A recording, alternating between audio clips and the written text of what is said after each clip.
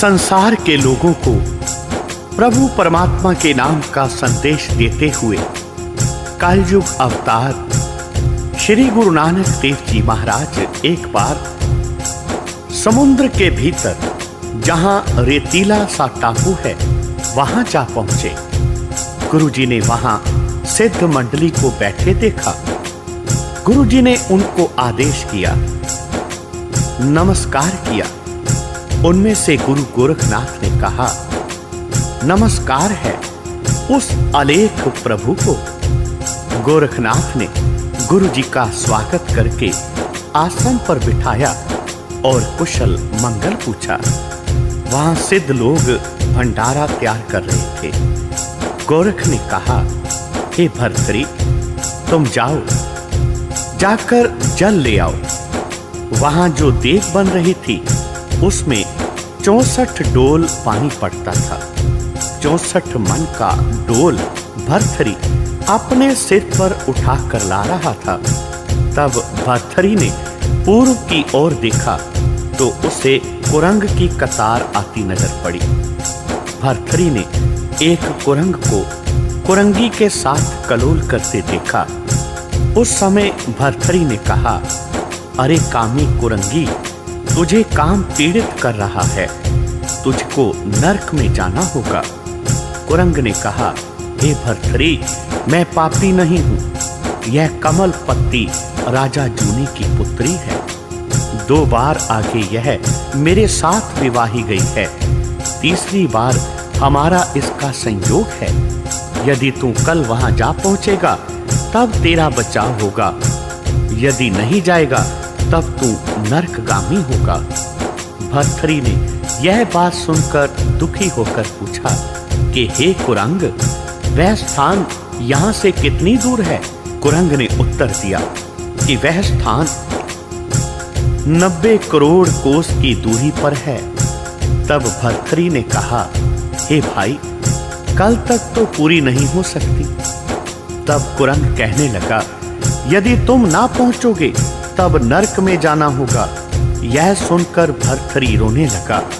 अंत में भर्तरी गोरखनाथ के निकट गया तो अपने सिर से डोल उतारा जो उतारा नहीं जा रहा था। जो देग प्रतिदिन उतार लेता था वह आज उससे नहीं उतर रही थी। तब भर्तरी कहने लगा, हे सिद्धो, यह मेरे सिर से देग उतार दो। गोरखनाथ की आज्ञा मानकर सिद्धों ने देग उतार दी। भर्तरी को गोरख ने कहा, हे पुत्र, आज तेरा मुख उदास क्यों है? तब भर्तरी ने कहा, आज मुझे अत्यंत कठिन काम बन पड़ा है। यदि आप मेरा कार्य कर दो तो ठीक है, नहीं तो मुझे नरकों में गिरना होगा। गोरख कहने लगा, हे भर्तरी, वह कौन सा काम है? तब भर्तरी ने कुरंग की सारी बात गोरखनाथ के प्रति कह दी। कहा कि यदि कोई इस काम को कर दे तो मैं नरक से बच सकता हूं। तब गोरखनाथ ने अपने सिद्धों से कहा कि आप में कोई ऐसा है जो भर्तरी का काम कर सके? सिद्धों ने पूछा कि कितने कोस का मार्ग है? तब भर्तरी कहने लगा, 90 करोड़ कोस का अंतर है। यह सुनकर सभी ने कहा कि यह तो अत्यंत कठिन है। तब रोने लग गया। उस समय गुरु नानक देव जी ने भर्तरी को कहा, हे भर्तरी, तुम रोवो नहीं, चलो हम तुम्हारे साथ चलते हैं। हम तुमको नरक में नहीं जाने देंगे। फिर गुरुजी शीश कलंदरी रूप खड़े हो गए। गुरुजी ने हिरण चर्म की सवारी की, मर्दाने ने रबाब की सवारी की और भर्तरी ने डंडे की सवारी की। गोरख आदि को आदेश करके सभी आकाश मार्ग में निकल पड़े। सूर्य से 4 योजन इधर गए तो धरती पर जा उतरे। उस समय 1.5 पहर दिन शेष था। जब जूनापति राजा के नगर पहुंचे और एक बाग में गए तब गुरुजी ने कहा, हे भर्तरी, हम स्नान करने जाते हैं, और तू इस बाग में चला जा। तब भर्तृहरि उस बाग में चला गया। आगे कंवलपति रानी का महल था और वह रानी बारी में बैठी हुई देख रही थी। रानी ने भर्तृहरि को देखकर गोली को कहा, हे गोली, वह जो साधु बाग में टहल रहा है, इसे पकड़कर मेरे पास ले आओ। रानी ने भर्तृहरि के पैर में पद्म देखा और तभी उठकर भर्तृहरि का कपड़ा पकड़कर खड़ी हो गई। तब भर्तृहरि कहने लगा, अरे हम तो साधु हैं, बताओ तू हमें क्या कहती है? रानी कहने लगी, तुम साधु नहीं हो, तुम तो महाराज भर्तृहरि हो। हे राजन, 2 बार मैं तेरी रानी रह चुकी हूँ, अब तीसरी बार संयोग है। अब तुम जा नहीं सकते, मैं तेरी प्रतीक्षा ही कर रही हूँ। यह बातें सुनकर गोलियां उसकी माता के पास गई और कहा कि बाग में एक जोगी आया है तथा आपकी पुत्री ने उसे पकड़ रखा है। उसी साधु के साथ वह जाना चाहती है। हमने यह सूचना तुमको देती है। जब रानी ने वह खबर सुनी तो उसने अपने पति को तमाम बात बता दी। राजा ने उस साधु को पकड़ने का हुक्म दे दिया। हुक्म की पालना वजीर ने की और साधु को राजा के सन्मुख पेश किया गया। राजा ने आज्ञा दी कि इसको टुकड़े टुकड़े करके नदी में बहा दो।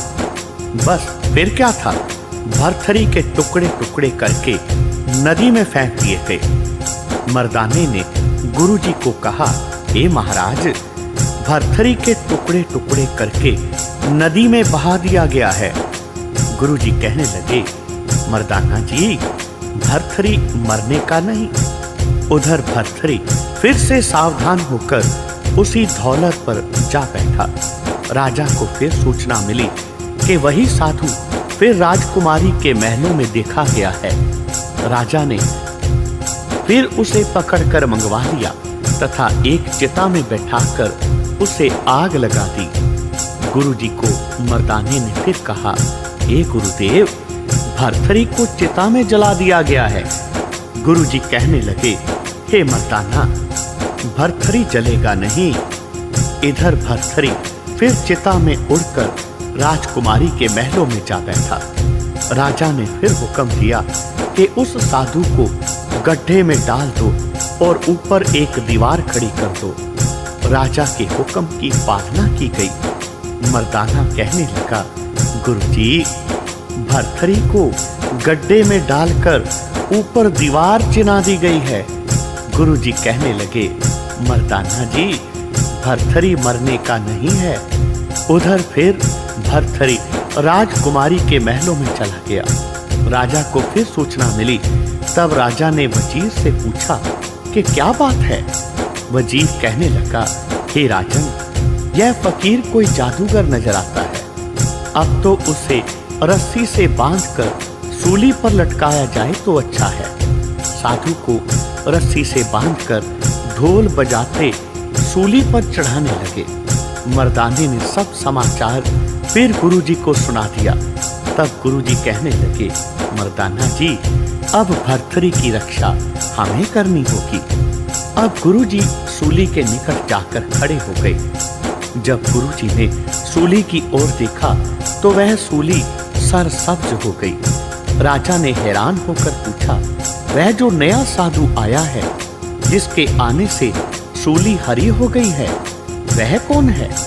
उस राजा ने मर्दाने से गुरुजी का परिचय पूछा।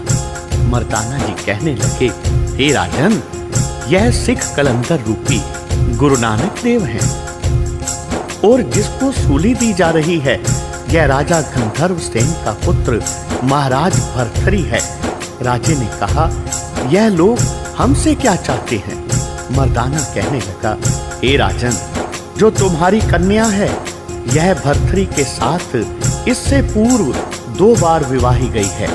अब यह तीसरी बार तेरी कन्या को लेने के लिए आए हैं। बस उसी समय जूना राजा श्री गुरुजी के चरणों पर गिर गया और हाथ जोड़कर कहने लगा, हे प्यारे गुरुदेव, आप मेरे योग्य जो सेवा हो वह कहो, मैं तो आपके चरणों का दास हूँ। गुरुजी कहने लगे, हे राजन, आप अपनी कन्या भर्तृहरि को दे दो।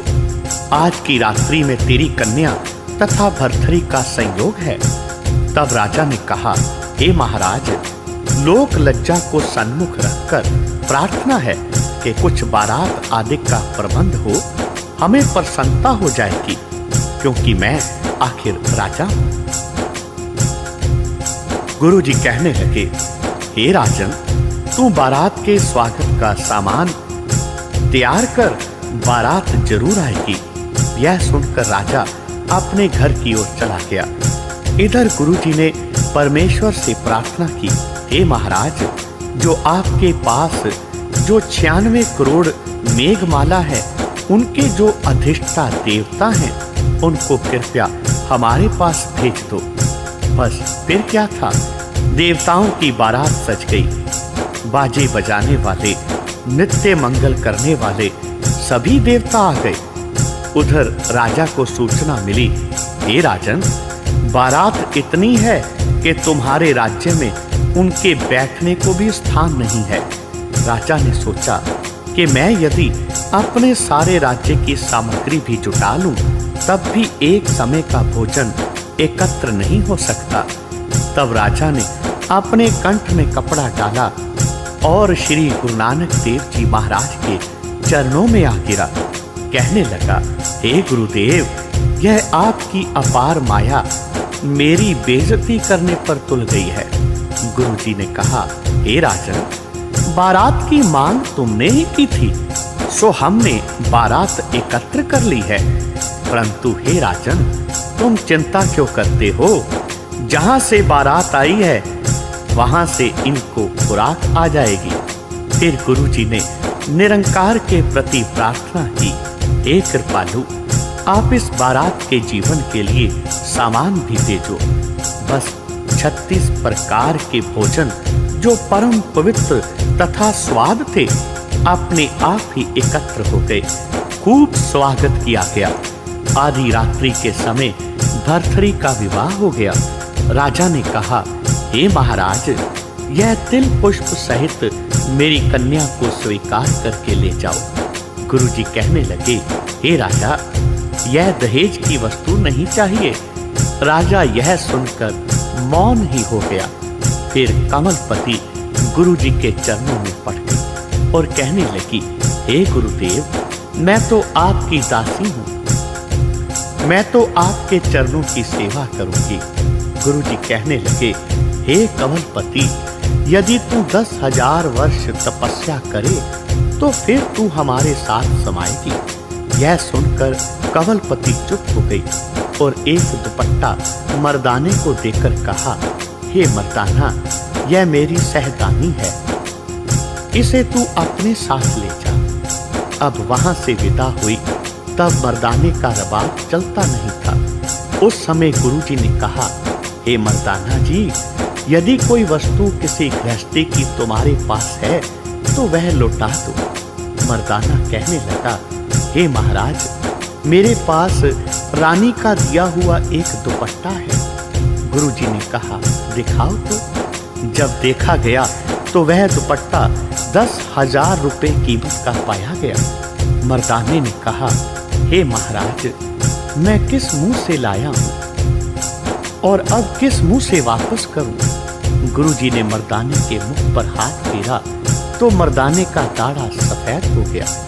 तब गुरुजी ने कहा, हे मर्दाना, जाओ, उस मुंह से लाए थे और इस मुंह से वापस कराओ। जब मर्दाना दुपट्टा दे आया तब गुरुजी ने कहा, कहो मर्दाना, वह वस्त्र लौटा दिया क्या? मर्दाना कहने लगा, हे गुरुदेव, आपकी आज्ञा का पालन किया है। इसके पश्चात सभी वहां से उड़कर सिद्ध मंडली में वापस आ गए। सभी को आदेश किया, कुशल मंगल पूछा। गोरखनाथ कहने लगा, हे भाई, सभी काम आपकी कृपा से हो गया है। फिर गुरुजी ने गोरखनाथ से विदा मांगी। तब गोरखनाथ ने कहा, आप कुछ समय और ठहरने की कृपा करो। गुरुजी कहने लगे, हे गोरख जी, हम रमते हैं, इसलिए हमें जाने की आज्ञा दो। बस फिर गुरुजी सभी सिद्धों से प्रेम पूर्वक मिलकर वहां से रवाना हुए। बोलो जी पाई जी वाहिगुरु वाहिगुरु वाहिगुरु।